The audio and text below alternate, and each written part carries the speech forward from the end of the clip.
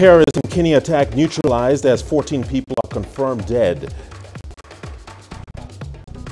British Prime Minister Theresa May back to the drawing board as her Brexit deal suffers a record defeat. And the International Criminal Court to hear the prosecution's appeal before releasing former Côte d'Ivoire President Laurent Gbagbo. Hello and welcome to Africa Live. As always, great to have you with us. I'm Richard Nta, live in Nairobi. For those of you joining us across the continent and around the globe, we thank you for joining us. Here's a peek at other stories making headlines. UK has dropped investigations on Credit Suisse Bank related to an alleged fraud in Mozambique. And in sport, South Africa MotoGP champion set sights on 2019 Motor2 Championship. And we begin here in Kenya, where the country is on high alert following a terror attack by militant group Al-shabab. President Uhuru Kenyatta has confirmed that the siege at a hotel complex by the militants is officially over and all the attackers killed. CGTN's Theresa has that story. It was a siege that lasted over 10 hours. On Tuesday afternoon, gunmen blasted their way into a hotel and office complex located in the Westlands area in the capital Nairobi, forcing many to flee for their lives or find any way to hide for safety.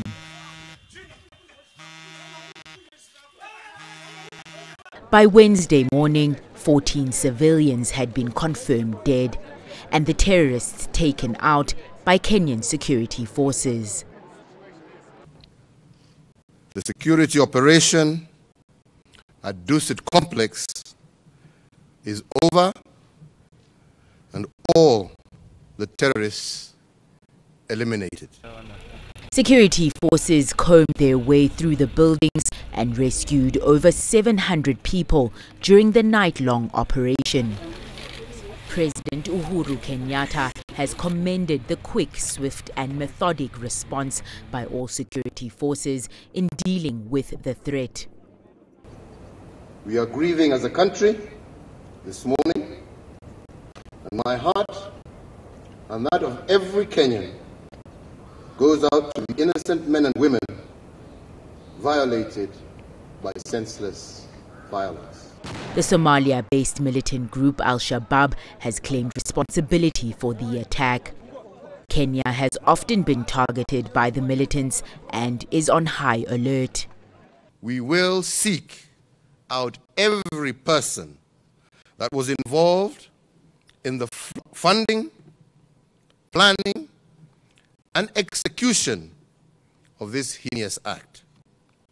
We will pursue relentlessly wherever they will be until they are held to account. The African Union and China, among others, have condemned the attack on Kenyan soil. They describe the attack as cowardly and express solidarity with the people of Kenya. Theresa, CGTN. Eyewitnesses who were at the scene during the attack have been sharing their accounts. Here are some of them. Just going in the toilets. When I came out, I just saw a lot of smoke. Even I didn't see even clearly. Okay, trying to look through the smoke. It's like only I see like a dead body, but the body was not complete, just in pieces. It sounded like the way a tire would burst, like 10 of them, 10 tires bursting at the same time. So it was so loud. Yeah, and then there was a lot of confusion. Of course, people were trying to run towards the gate. But then I saw everyone who was running towards the gate was coming back from the gate, now heading to this other opposite direction. Yeah, so from where I was, we just closed the doors, and then gunshots were just being spread all over. From the top, I think they went to the top floor, and then they started spraying bullets. I tried to call my wife. The phone was unanswered. I texted her, asked her, "Babe, are you okay? Are you safe?" There was no reply. Then 5 minutes later, I was here told that your wife has been shot and we have rushed her to Kenyatta Hospital. Very terrible, because this is a young lady, just 2 years we married. This is our second year. We have an 8-year-old daughter who's waiting for the mother today to come home. And maybe now the mother might not make it home. She's in theater fighting for her life. So it is really terrible as a man. Just 2 years down the line, we have not even finished enjoying our honeymoon. My wife is here in theater with bullets in the body. All right, CGTN's Beryl Oro is at the scene of the attack and now brings us the latest. Beryl, it's always a pleasure having you on the show. What is currently going on at the scene? Currently, we have first responders here, we have security officials here. The place is still cordoned off. Even as just 2 hours ago, we had a press briefing by the Interior Cabinet Secretary Fred Matiang'i and the Red Cross boss Abbas Gulet, who indicated that the assault is over, even as you've pointed that out earlier on in the bulletin. There's a lot still happening within the scene when it comes to clearing out all the people who are called in to support the team when it comes to the attack that took place earlier in the afternoon on Tuesday here at Darcy D2. During the press briefing, we had the confirmation that over 700 people were rescued during the assault in total. However, the number of fatalities are yet to be confirmed. All right, Beryl, you mentioned the Red Cross. Now, we know that the Red Cross are at the scene. Are there any updates on the conditions of the injured victims? When it comes to the injured, it's a give and take situation. Right now, there's no commitment by the Red Cross boss when it comes to the number of injured. There's a lot that has been said in the media. Just yesterday, there was information that about 10 people were injured, and we were based at the Kenyatta National Hospital, just one of the 4 hospitals receiving the injured. And at that point, there were only 4 people who were in the hospital. 2 of them had gunshot wounds. The other 2 had general injuries. They were receiving serious care. However, there's no definite confirmation on the actual number. And the Red Cross team and the Interior Ministry are indicating to the press that there's need for patience when it comes to actual numbers, when it comes to the fatalities, the number of injured. However, there's still a lot happening when it comes to ferrying the injured from the scene to the hospitals that are receiving them for care. What about the investigations, Beryl? I guess the question that really needs to be asked is, how did the terrorists access the buildings? There's information that was released to the social media and also in local media, where security footage showed the assailants accessing the space, going past the first barricade, disembarking from the vehicle, firing at the security guards, and later on lobbing explosive at some of the residents who were there. It was a technical strategy that was not anticipated by the institution. However, the security forces within the space responded as promptly as possible, and not only engaging the national government, but also engaging first responders to come and issue support for those who are within the premises. But of course, the government has indicated that this is just phase 1 of the disaster, and it has been concluded. The second phase involves the Criminal Investigation Department, which is taking on the next chapter. And until that is actually concluded, we are not able to ascertain the number of fatalities. We are not able to ascertain the number of assailants who are linked to the attack. And that is something that the media is going to be watching out for. Beryl Oro reporting from the Westlands here in Nairobi. Moving on now, the militant group claiming responsibility for the attack, Al-shabab, has carried out many others, targeting both Kenyan troops and civilians, all within the past decade. CGTN's Timothy Ulrich takes a look at the major attacks carried out by the group. Invading foreign forces. That's how Al-Shabab sees Kenya. The belief is the fuel for their battle. In 2010, the group declared jihad against the country. The first major Al-Shabab attack took place in September 2013. The target, Westgate, an upscale shopping mall in downtown Nairobi. It's just miles away from the hotel that came under siege on Tuesday, and the new attack came a day after a Kenyan judge ruled the Westgate attackers must stand trial. In 2013, the mall was under siege for about 80 hours. 67 people were killed. The next major attack came a year later. The group claimed a hijacking of a bus in Mandera, a city on the Kenyan side of the border with Somalia. The militants singled out and killed all non-Muslim passengers, a total of 28. Al-Shabab said it was revenge for Kenyan police raiding mosques in Mombasa. The most deadly attack came no more than a year later. This time, Al-Shabab targeted students. Gunmen stormed the Garissa University College campus in eastern Kenya. Some accounts say the militants pulled students from their dorm rooms in the early hours of the morning, told them to lay face down, and executed them. They killed 148 in total, most of whom were students. The latest attack on the hotel in Nairobi comes 3 years after Al-Shabab stormed a Kenyan army base in Al-Ada, Somalia. It was the largest military defeat in Kenyan history. The exact number of soldiers killed remains unknown. While 141 deaths have been confirmed, that number is suspected to be even higher. Tuesday's attack proves jihad is still on the minds of many Al-Shabab militants, as well as their propensity for violence. Timothy Ulrich, CGTN. The Al-Shabab militant group is based in Somalia and have claimed that the attacks are in retaliation of the presence of Kenyan troops in Somalia. CGTN's Abdulaziz Bello now joins us with more insights from Mogadishu. Abdulaziz, thank you for joining us. The Al-Shabab group have staged various attacks in Mogadishu. Why are they looking so difficult to contain? Well, Richard, we're talking about a militant organization that didn't start yesterday. Al-Shabab, as we understand, has been operational in Somalia, fighting government forces and African Union troops since 2009. So it's a militant group that's now entered its 11th year, and it's challenging not just the Somali government forces, it's challenging a multinational peacekeeping troop from AMISOM, well-trained, well-equipped with better ammunition and better manpower compared to the militant group itself. So the fact that it has been able to sustain its operation for close to a decade, analysts say that it has only served to embolden the group and to prove that it's just a lethal threat. And also reports and research by Western organizations have revealed that Al-Shabab is by far the most deadliest terrorist outfit in the African continent. The fact that it has also been able to suppress any militant ideology that is opposed to that of Al-Qaeda here in Somalia, the way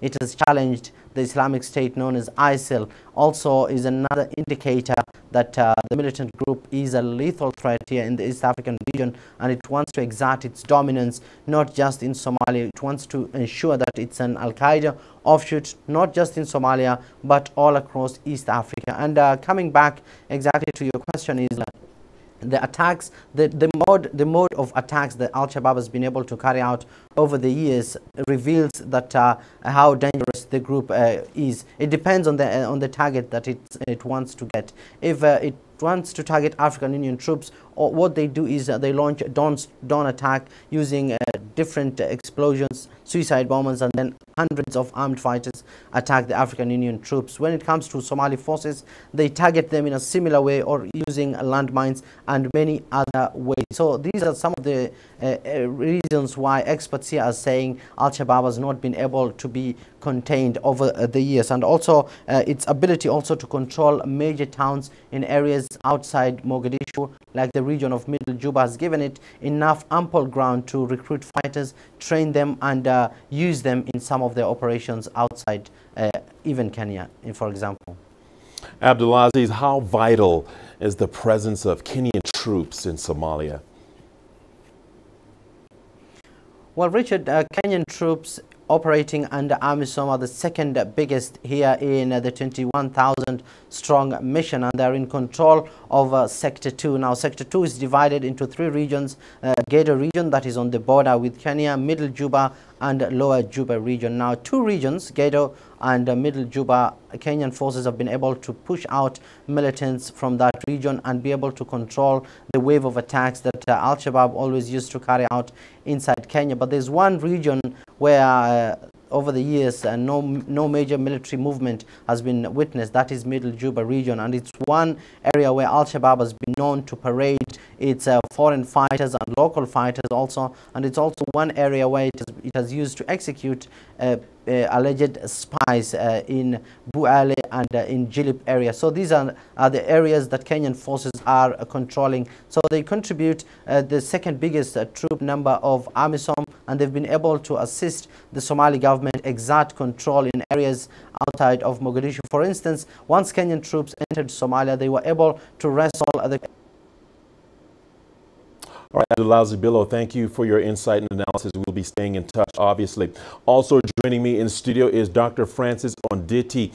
He is a conflict resolution expert at School of International Relations and Diplomacy at the Riara University here in Kenya. Doctor, thank you for joining us. It's a pleasure having you on Africa Live. Let's dig into it. First and foremost, Doctor, how would you describe the response by the Kenyan forces to this attack? First of all, let me take this opportunity to join other Kenyans to applaud the Kenyan forces, interagency for doing a good job, but also for Kenyans for being very much, alert of what happened yesterday. But coming back to your question, I think if you compare what happened in 2013 during the Westgate and what happened yesterday, you'll agree there was quite a rapid response. Rapid response, you could also see quite a coordinated kind of approach to trying to rescue and also trying to identify exactly what are the patterns and what are the networks of the belligerents on the site. And that has an implication in terms of, how many people were rescued. You could see quite a big number of people. And again, how many, what amount of space was rescued or rather protected from the belligerent. So comparing to the previous incidences, I think we have to applaud the Kenyan forces that not much time was taken. However, I think what need also to be done is perhaps how much time after we have identified the networks and the problems within the space, how much time we take to respond and also get to the belligerents, the real people, so that we reduce on casualties. All right. Yeah. Dr. Onditi, talk to us about the timing of this particular attack. What can we extract from this? If you look at, the Al-shabab and other similar groups, they are what we call the asymmetrical, fighters. And these are people who, they don't face, the official military directly. They have tactics. Some of those tactics might actually go beyond the national army, or rather our thinking, our policies and all that. So if you look at the attack, there's no doubt that they were celebrating the 2016, massacre of our soldiers. More than 173 to close to 180 soldiers were lost in Somalia, El Ade area. So to them, that is a celebration that they have done it. And again, they were trying to show, the message I think they're trying to show is that they are still alert, they are still capable, and they are actually facing the country Kenya, perhaps because of the position, the foreign policy and the defense policy position the country has taken. However, I think the shiftiness and approach in neutralizing and making sure that we minimize on the casualties, it's also a very big leverage from the Kenyan forces that the enemy is not measuring to their standard. Right. And I think the Kenyan forces, the police and others combined have shown a very strong message that they are ready to face the enemy. But the enemy seemingly is very much willing and very much ready to continue with this war. How should the ordinary Kenyan feel? There's speculations that Al-Shabaab are not done yet. How should Kenyans feel about that, and how can we feel more safe? I think the way to deal with this situation, it's in many ways. But I think the advice I have for the government of Kenya would be, I think it's a high time we need to start thinking about how we build our infrastructure, our buildings, so that we can minimize on the casualties. For example, if you go to countries that have faced insurgency, Israel, Turkey and others, the way they structure their buildings is very different. You can imagine if our buildings had, you know, appliances or facilities that enable people to escape without necessarily being, you know, supported by the police or the military, we would have saved many Kenyans from being attacked. But I think another thing is about policy, a policy in the sense that how do we, you know, make sure that Kenyans own the security of the country? And that will support a lot of in terms of intelligence. You know, the target of the Al-Shabab, you can see from the Westgate and from yesterday, it tells you all. They are very peculiar, or they are very specific in the space. They want to get a space where you have got many people, a lot of traffic, a lot of activities. They want to get to places where there is a very high end and with a lot of international people or international delegates. They want to get in an area that when they do a harm or when they do the attack, it will attract an international, you know, it will have an international attraction. So that then should inform our policy in terms of intelligence.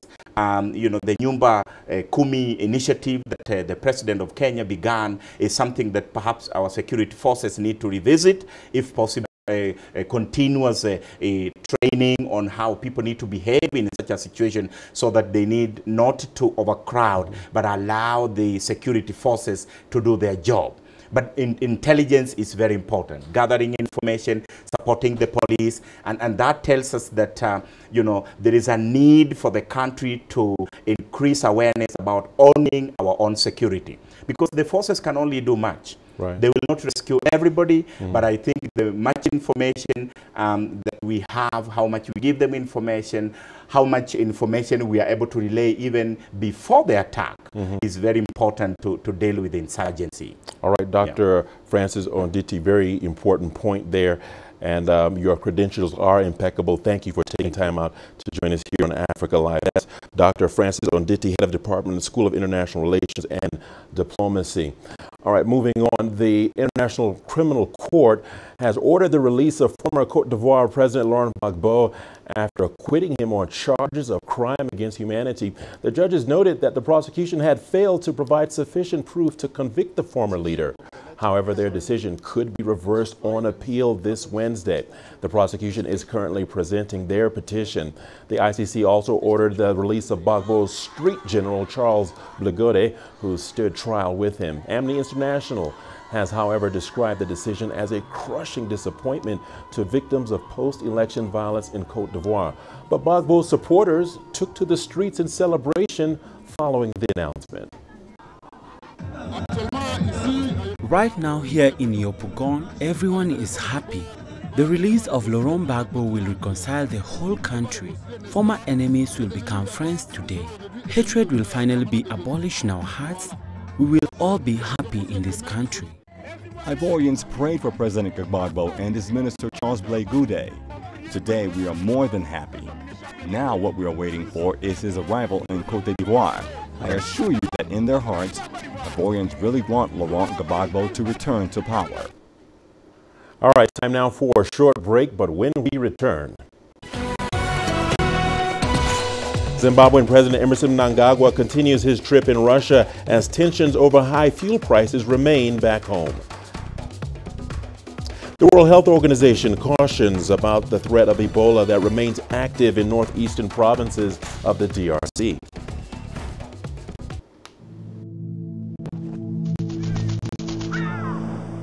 How will your world change today? What happens here? What happens there? Or what you make happen for yourself? If it matters to you, it matters to us too. Your stories are the stories that need to be told. Africa Live. Find your voice.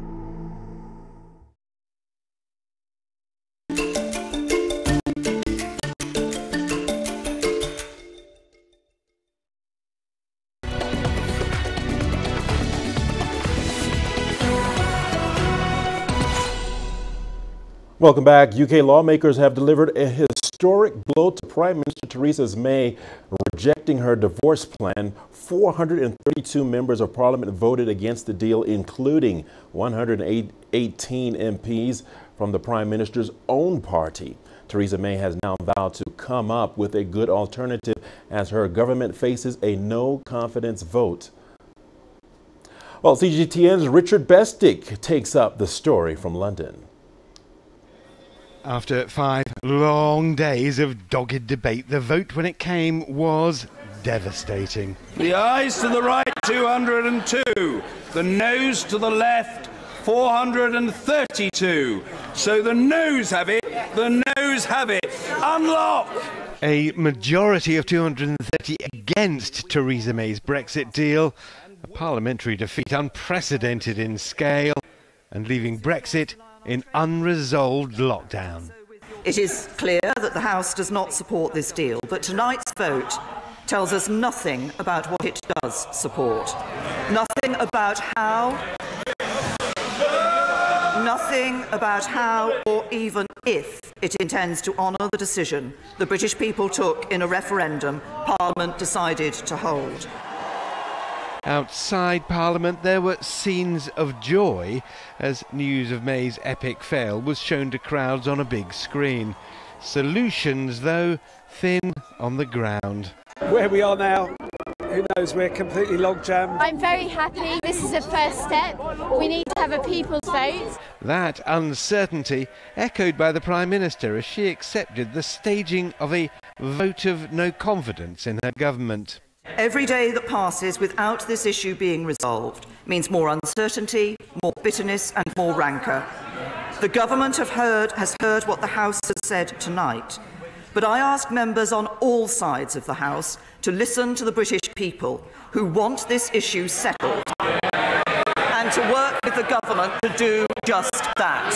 To say this is a devastating political blow for Theresa May is a vast understatement. In the next few hours, she'll know whether her premiership will survive. She'll get an idea of whether her government will survive. The question they're asking here and across Europe is, can Brexit survive? Richard Nta, CGTN, London. Along with the Prime Minister, officials in Brussels are also frustrated by the outcome of the vote. They insist the deal they signed with May's government was the best way to divorce. CGTN's Miriam Zaidi reports from Brussels. Instant reaction has come in from the European Union. The EU Commission President Jean-Claude Juncker said he regrets the result, and the mood of his statement is, well, it's quite bitter. He says a disorderly Brexit has increased. And remember, this was a mammoth negotiation. It took 2 years, and despite 2 UK Brexit secretaries resigning and all the chaos that has followed this process from the start in the UK, the EU has carefully and calmly, in comparison, carried on. And of course, they've offered help in every possible way, last-minute summits and meetings. And also, just look at what the EU Council President Donald Tusk tweeted. He said that if a deal is impossible and that if no one wants no deal, then who will finally have the courage to say what the only positive solution is? There is a need for cross-party cooperation so that we know what Britain wants and that there is a majority in the House of Commons backing that proposal. And if that proposal goes into the direction of a more deepened relationship with the European Union, we are ready to do so. Theresa May doesn't look in charge, and she may not be come Wednesday's vote of no confidence in her government, but who really knows? But if May, does stay, she will come to Brussels, try to win some new concessions. But after this thumping loss, Brussels might think it's a waste of time. They will not want to get rid of that Irish backstop.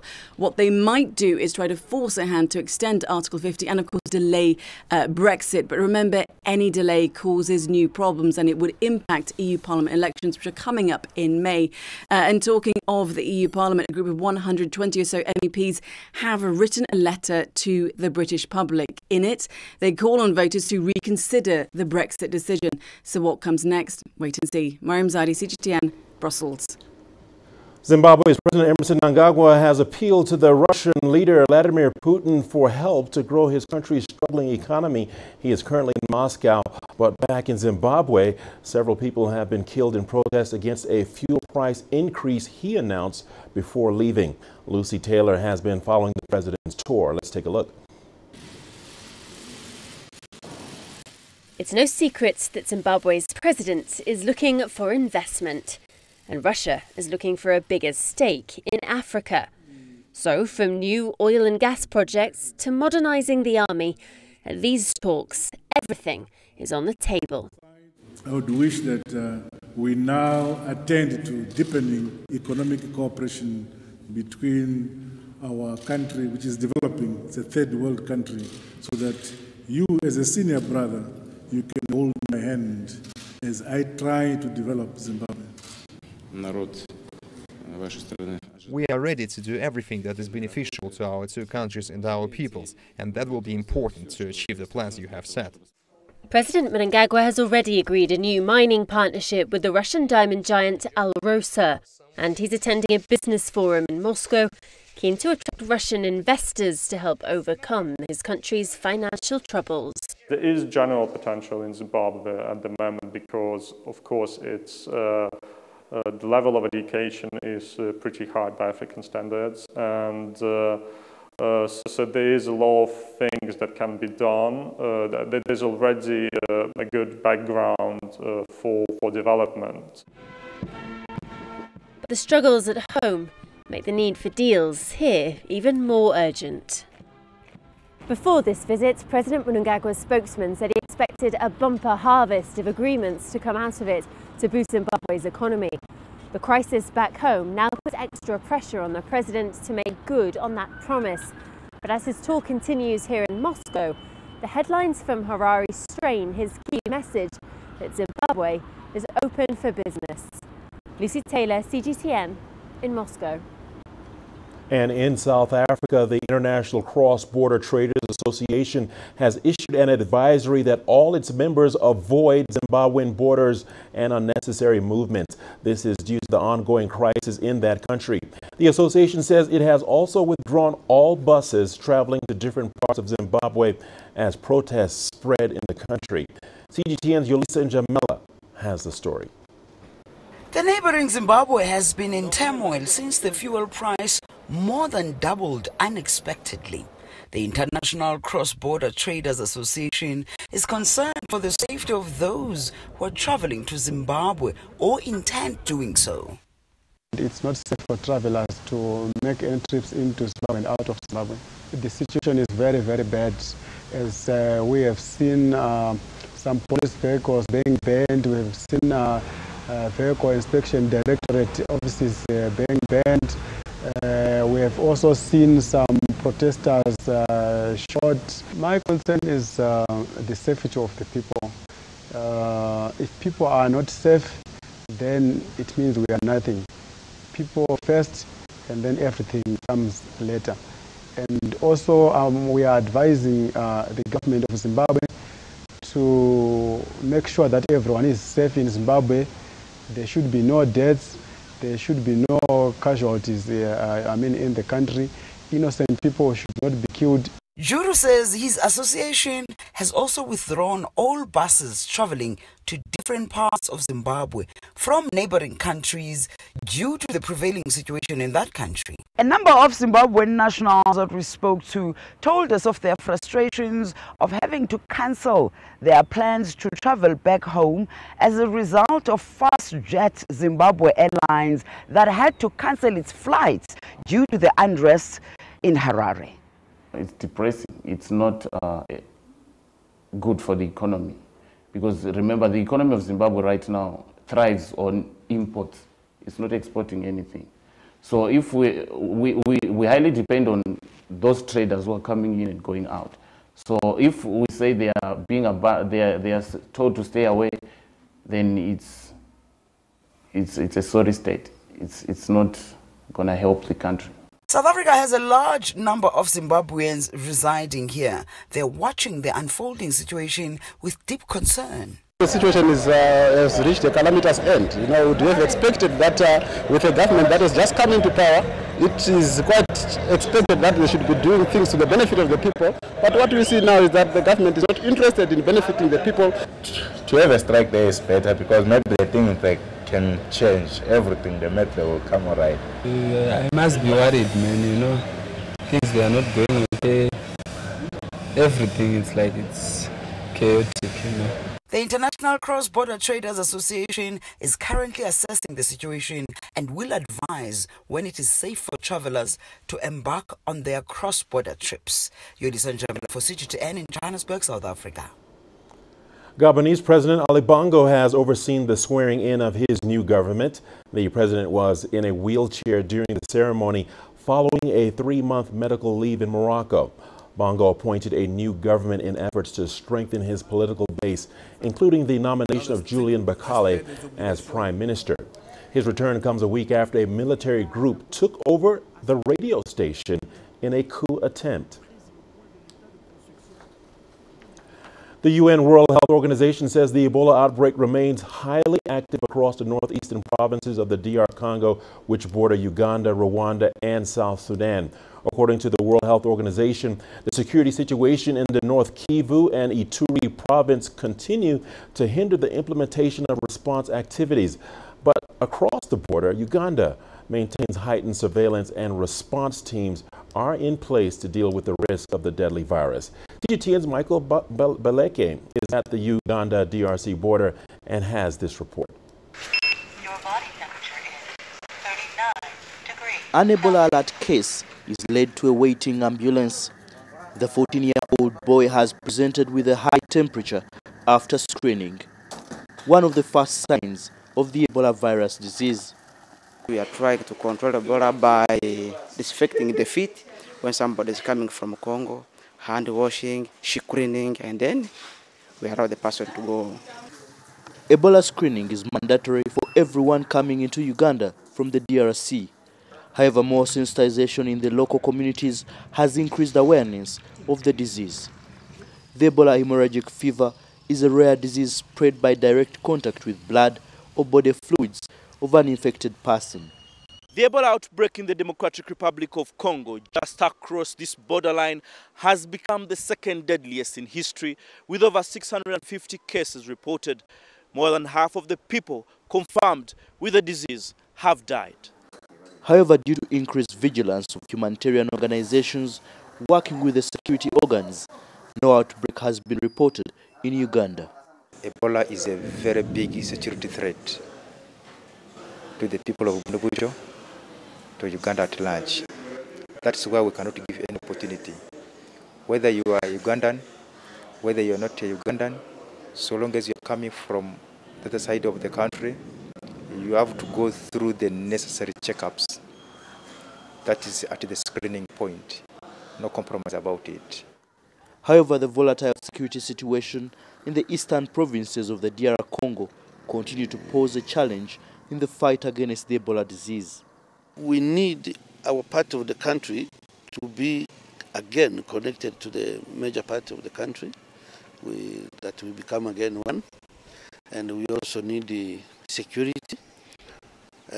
Because of the security which is there, the economy is a bit, we can't get things from Kinshasa, from Beni, we can't. We only get things from Uganda. And the UN World Health Organization is worried that fear may keep sick people away from clinics as DRC election observers and the Catholic Church push for a vote recount for the recently concluded presidential polls. Community deaths pose a greater risk of transmission than those that take place in a hospital or Ebola treatment center. Michael Baleke, Bundibujo District, Western Uganda. You're watching Africa Live on CGTN. We have a lot more news coming your way after the break, including UK has dropped investigations on Credit Suisse Bank related to an alleged fraud in Mozambique. Somali MPs revise laws stopping foreigners from heading the central bank. Africa is the nexus of enterprise, and global business will tell you why it matters. From the mega investment projects to multi-billion-dollar mergers and acquisitions. Africa today collects, just in terms of revenues from taxes alone, $545 billion a year. If you take 10% of that and you devote it to the energy sector, problem solved. All this on Global Business, weekdays at this time on CGTN.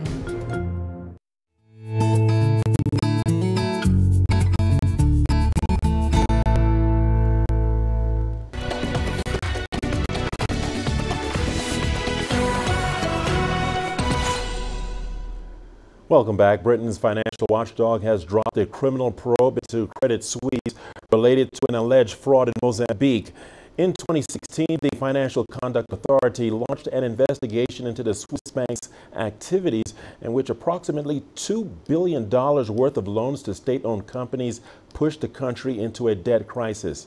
3 former Credit Suisse bankers were arrested in London this month on U.S. charges of conspiring to violate anti-bribery law and to commit money laundering and securities fraud. The country admitted in 2016 to undisclosed borrowing, prompting the International Monetary Fund and foreign donors to cut off support, triggering a currency collapse and a default on its sovereign debt. Well, it's estimated that more than 40% of the core skills needed to perform most business roles will change in the next 5 years or so. The business sector and continental governments are looking at the talent ecosystem to determine what skills they would need to make themselves more efficient, productive, and of course profitable.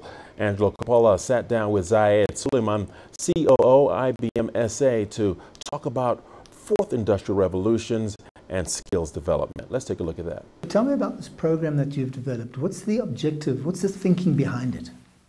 So the thinking, I think, is largely innovative. You know, it's to bring skills enablement to Africa. So it's not just South Africa.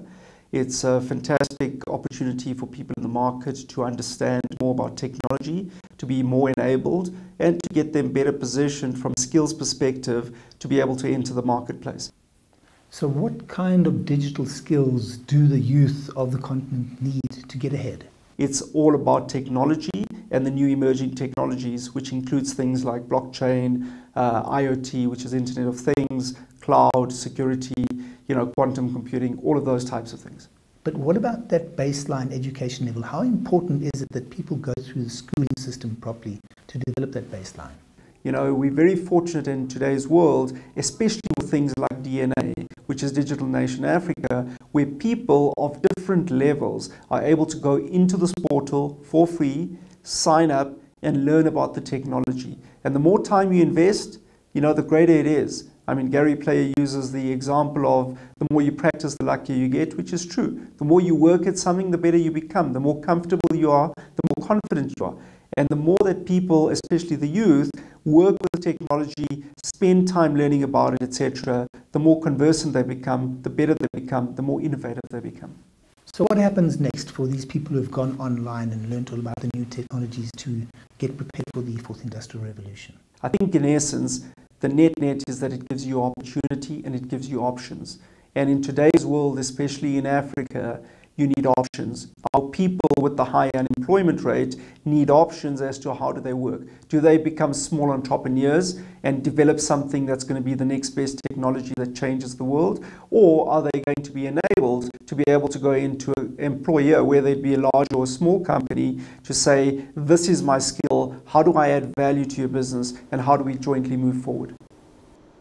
On to the Horn of Africa now, and the country has made changes to the constitution that will allow foreigners to take up senior position in the country's financial sector as Mogadishu hunts for a new central bank governor. CGTN's Abdulaziz Billo has the story. Lawmakers in Somalia have amended the country's constitution, a move that will likely see the appointment of a foreigner as the country's next central bank governor.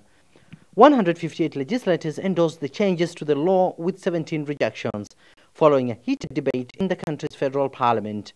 Previously, only a Somali citizen could be appointed to that role. It's not a new thing. It has happened in other countries before. What we did has made the post competitive for different candidates to contest. We want the best for Somalia. Whatever happened here today is unconstitutional. We will not support it. Once Parliament is back from recess, we will ask for another amendment to the latest changes. The current bank governor is due to retire in the coming months after spending more than 4 years at the helm of the Somali Central Bank. Mogadishu now says that it welcomes global talent and has called on both Somalis and non-Somalis to apply for the post. Media reports, however, indicate that Somali authorities have settled for Nigel Roberts, a British national who previously worked with World Bank, among other financial institutions. There is nothing wrong with hiring an expert to lead the central bank. What the new governor will have to prove is his expertise. The governor's work will be technical. He will create policy alongside the government on how to enforce the new currency and come up with financial regulations and related laws. The country plans to print its first banknotes for the first time in 3 decades, a huge task for the current administration that has received endorsement from leading global money lending institutions. Last year, World Bank approved a pre-arrears clearance of 140 million, a first for the Horn of African nation in decades, followed by 116 million by the European Union to help in the rebuilding of the country. Domestic revenues has increased in recent years, a move experts say is part of several goals Somalia must achieve before international creditors write off the country's $5 billion debt. The country's president is yet to sign into law the latest amendment, but economists say that focus should not be on the nationality of the next central bank governor, but to ensure that recent financial progress made in the country isn't affected by political differences between the country's lawmakers. Abdulaziz Bilon, CGTN, Mogadishu, Somalia. Tunisian authorities have welcomed the latest ratings published by Forbes magazine. According to the list of African countries published in the Best Countries for Business report, Mauritius is 39th globally, tops the African continent for investment, followed by South Africa 59th, Morocco 62nd, and Seychelles 66th, and of course Tunisia 82nd. CGTN Adnan Shawashi has more. Tunisia was ranked as the 5th best country for business in Africa and 82nd worldwide by US Forbes magazine. This is a positive indicator for the business climate in the country. Tunisia has moved up 5 spots compared to 2017 report and is making progress which has already been recognized by the World Bank in the Doing Business 2019 report. Al-Shabab emphasized during hearing session at Parliament the importance of key economic, structural and administrative reforms implemented by the state in 2018. The reform plan will continue in the next 3 years. Tunisia aims to become the leading African and Arab destination for business. Encouraging foreign investment will revive the economy and create jobs and boost development. Forbes rates countries based on 15 different factors, including corruption indicators. Authorities in Tunis believe that the war on graft in the country has had a positive impact on Tunisia's image abroad. Fighting corruption is a top priority for the Tunisian government. The success of the war on graft will improve the business climate, trigger investment, and restore confidence in the Tunisian economy. Forbes magazine took into account in its assessment reports published by the Freedom House, Heritage Foundation, Property Rights Alliance, the United Nations, Transparency International, the World Bank Group, Martin McLennan, and the World Economic Forum. Analysts assert that 2019 will be a difficult year for Tunisia, as the North African country, slowly recovering economy, is facing many challenges. However, authorities are confident that Tunisia's ranking will improve in the best countries for business assessment by Forbes magazine. Adnan Shawashi, CGTN, Tunis. All right, time now for a short break, but here's a quick look at what's ahead. Young artists showcase their talent on Tunis Main Street. Join us in Global Business and see Africa through our eyes. The greatest journeys, the greatest sights, the greatest adventures. Here in Qanater, this weir allows the locals to walk on water. We're far more than just TV news. We're your passport to the wonders of Africa. to bring you stories of struggle, survival and hope.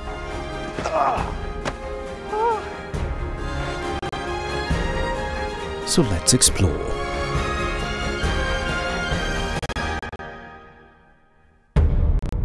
CGTN. See the difference.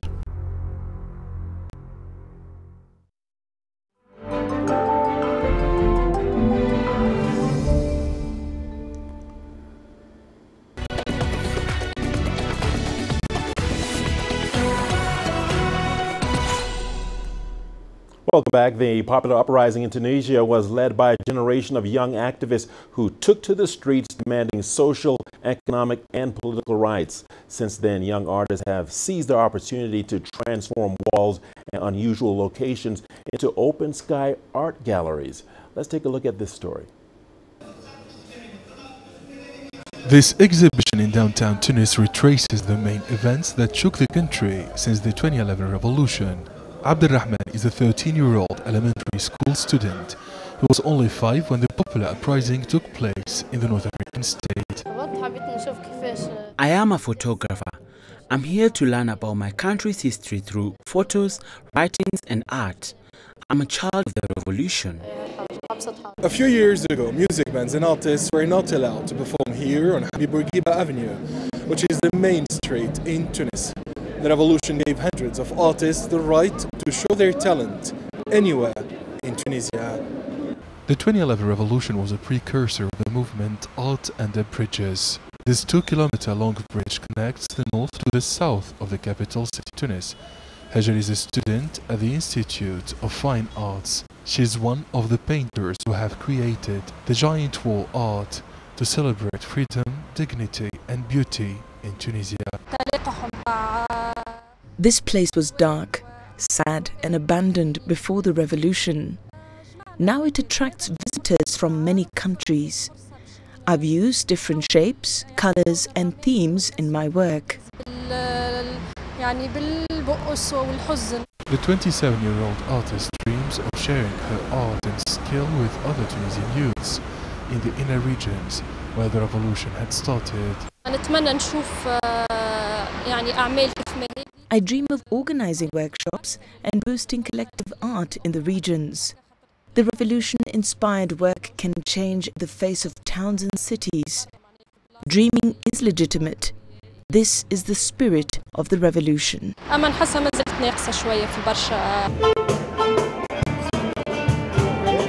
Over the past 8 years, a tendency to hold concerts in the streets has spread across Tunisia.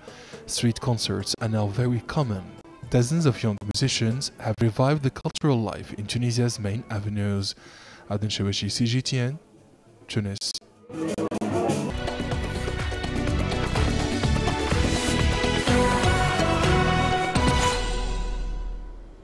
All right, to sports news now. Brad Binder is one of South Africa's most successful motorcycle riders and continues to impress on the global Moto2 circuit. Now, the former World Moto3 world champion is back in his hometown, Johannesburg, for a rest before the new season begins as he chases a future MotoGP ride. CGTN's CS Duplessis has been speaking to the 23-year-old and started by